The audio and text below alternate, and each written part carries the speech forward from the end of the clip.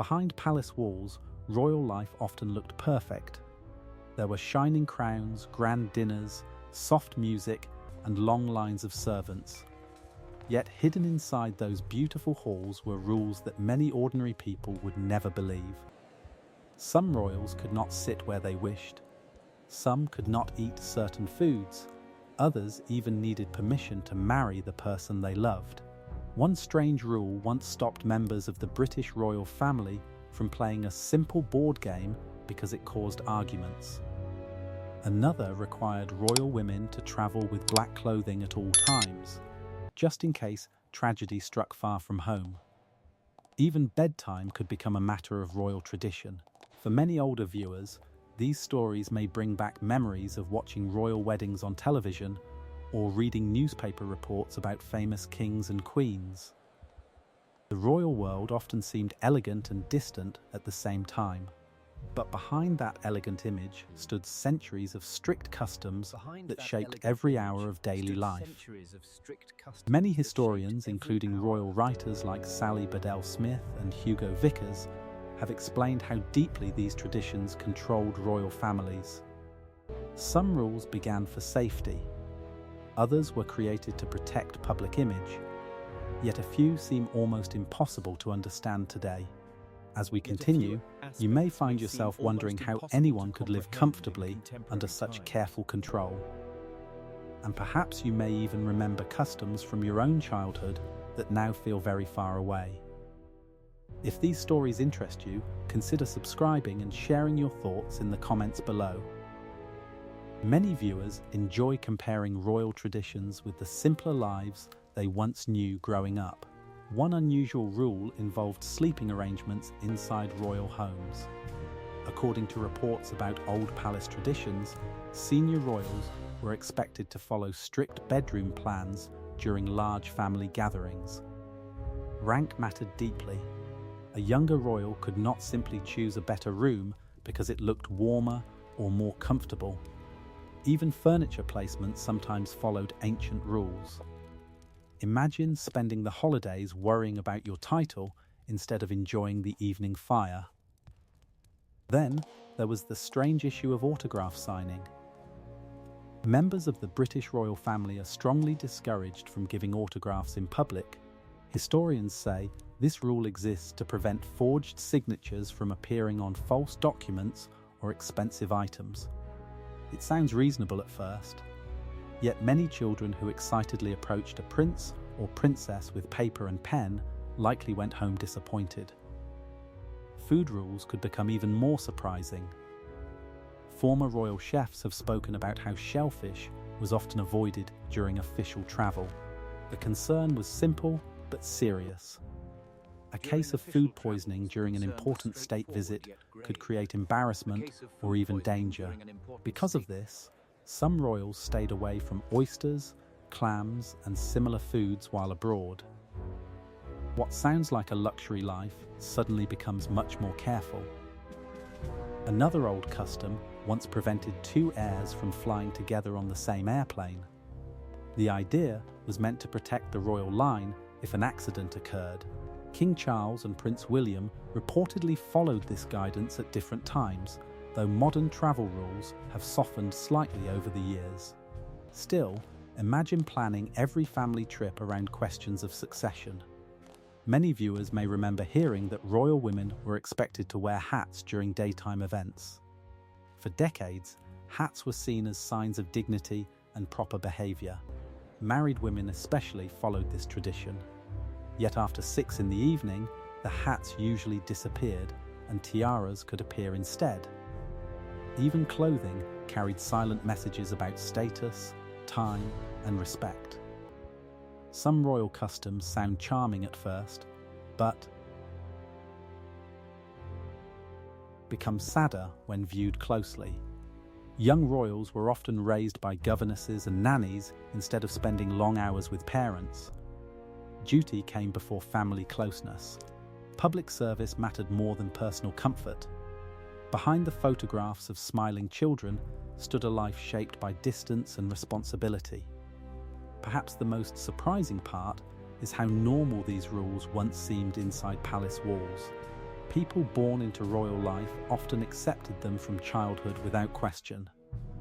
They learned when to bow, how to walk downstairs, and even the correct way to enter a carriage. Small mistakes could become newspaper stories across the world within hours. That pressure followed them everywhere. Royal dining rules also carried great weight. According to former palace staff, nobody at the table was expected to continue eating after the monarch finished the meal. If the king or queen placed down a fork, dinner was effectively over. Guests sometimes rushed through courses simply to avoid embarrassment. Imagine attending a grand banquet while secretly watching another person's hands the entire evening. These customs may sound distant now, yet they reveal something deeply human about royal life. And surprisingly, several of these traditions still survive quietly inside modern palaces, even in our world. One of the most famous royal rules involved marriage. For centuries, royal weddings were not simply about love, they were political decisions that could shape entire nations. In Britain, the Royal Marriages Act of 1772 required descendants of King George II to receive the monarch's approval before marrying. The law was created after the king became angry over family marriages he disliked. Imagine needing formal permission from your own relatives before promising your heart to someone forever. This rule later touched the life of Princess Margaret, sister of Queen Elizabeth II. During the 1950s, Margaret fell deeply. In love with Group Captain Peter Townsend, a divorced war hero. Many people supported the relationship, but royal and church rules created serious obstacles. In the end, Margaret chose duty over marriage. Her public statement carried sadness that many people still remember today. Perhaps viewers who lived through those years remember newspaper headlines about that painful decision. Stories like this remind us that royal privilege often came with sacrifice. If you enjoy hearing these forgotten details, feel free to subscribe and share which royal story has stayed in your memory the longest. Another strange custom involved mourning clothes. After the death of Princess Diana in 1997, many people learned more about this old tradition. Royal women traveling abroad were expected to pack a black outfit at all times. The reason came from a famous moment in 1952 when Queen Elizabeth was visiting Kenya and learnt that her father, King George VI, had died. According to reports, black mourning clothes had to be brought to her plane before she stepped into public view. From that day forward, the lesson became part of royal preparation. Even gift-giving inside royal circles followed unusual rules. Members of the royal family could not simply keep every present handed to them. Official gifts often belonged to the crown rather than the individual person. Some items were carefully recorded and stored, others entered royal collections that might later appear in museums or palace displays. A simple handshake could lead to complicated paperwork afterward. Then there was the curious ban on the board game Monopoly. Prince Andrew once joked that the game was not allowed inside royal homes because people became too competitive. Whether partly humorous or partly true, the story spread widely because it revealed something very human.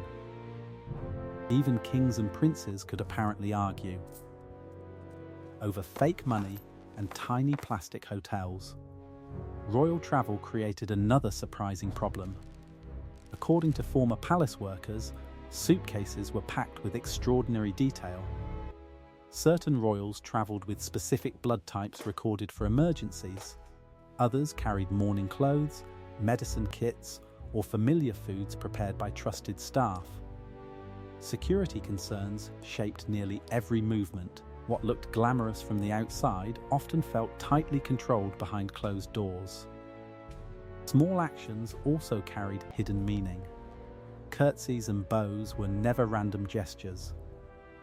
Royal experts explained that people bowed according to rank and relationship. A duchess might bow differently to a queen than to another princess. foreign leaders visiting palaces received careful guidance beforehand. Imagine entering a room already worried about making one wrong movement in front of cameras flashing from every direction. Some traditions became even stranger during formal dinners. Seating arrangements followed strict order based on title, age, and importance. Guests were expected to speak first with the person seated on one side during the opening course, then turn to the other side later in the meal. Conversation itself became a carefully managed ceremony. For older generations, such formality may feel familiar in some ways. Many families once valued table manners, respectful speech, and careful dress far more than modern society does today. Yet royal customs carried those expectations to an extreme level.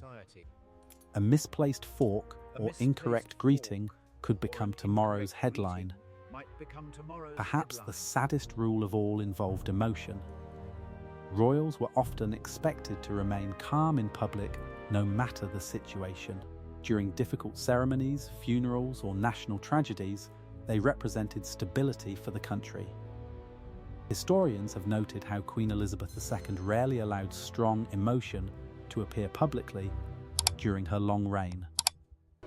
Some admired that discipline deeply, others quietly wondered about the personal cost hidden behind such control. As the years passed, younger royals slowly challenged some traditions. They spoke more openly, showed affection publicly, and tried to appear closer to ordinary people. Yet the old rules never fully disappeared. Deep inside palace walls, centuries of expectations still quietly shape royal life today. One former royal protection officer explained that even casual shopping trips required detailed planning days in advance. Streets were checked, crowds were watched, and schedules stayed secret until the final moment. A simple walk through a market could become a security matter. When viewed this way, royal freedom seems far smaller than many people once imagined. Some palaces became cages. One royal rule that shocked many historians involved childbirth itself. For centuries, royal births were treated almost like public events instead of private family moments. In older times, government officials were sometimes asked to witness royal births to confirm that the child truly belonged to the royal bloodline. This strange custom grew from fears about false heirs being secretly placed into royal families. Queen Mary of Modena, wife of King James II, faced ugly rumours in 1688, claiming her baby had been smuggled into the room inside a warming pan. Historians strongly reject the story today, yet the damage lasted for years. After that scandal, royal births became surrounded by official witnesses and careful records. Imagine the pressure placed upon royal mothers during such intimate moments. Even joy could not fully belong to them. Every detail carried political meaning. Another strict rule controlled religion. British monarchs have long held the title of Supreme Governor of the Church of England. Because of this role, royal marriages and religious choices were watched closely for centuries until recent legal changes. Heirs to the throne faced serious limits involving marriage to Catholics. These laws reflected old political fears, dating back hundreds of years, especially after violent struggles between Protestant and Catholic rulers. Many viewers who studied history in school may remember how religion once shaped entire kingdoms. Royal families carried those conflicts directly into their private lives. Love, worship, and duty became tightly connected together. Royal names also followed careful traditions. Children born into the family often received names from earlier kings, queens, or beloved relatives. Certain names carried strong memories of victory, tragedy, or national pride. Choosing a royal name was never casual.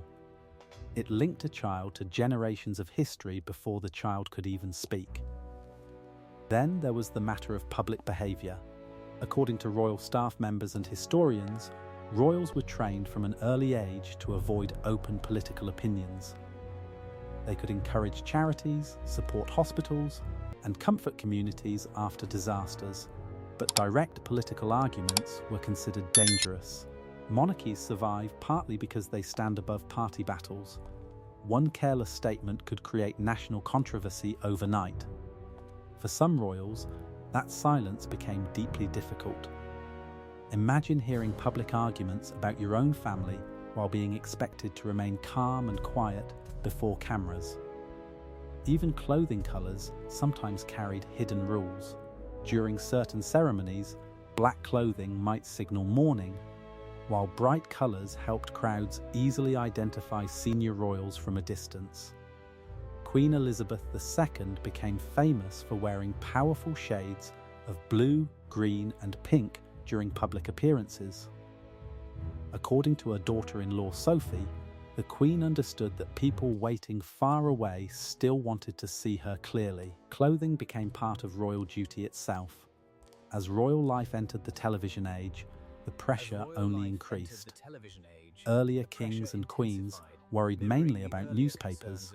Modern royals faced photographers, live broadcasts, and later the endless world of the internet.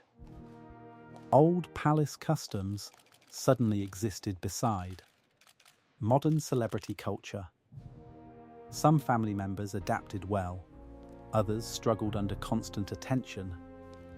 Princess Diana perhaps showed this conflict more clearly than anyone else. She followed royal rules in public while privately battling loneliness and press intrusion. Her story revealed that royal life could appear magical while hiding deep emotional strain underneath.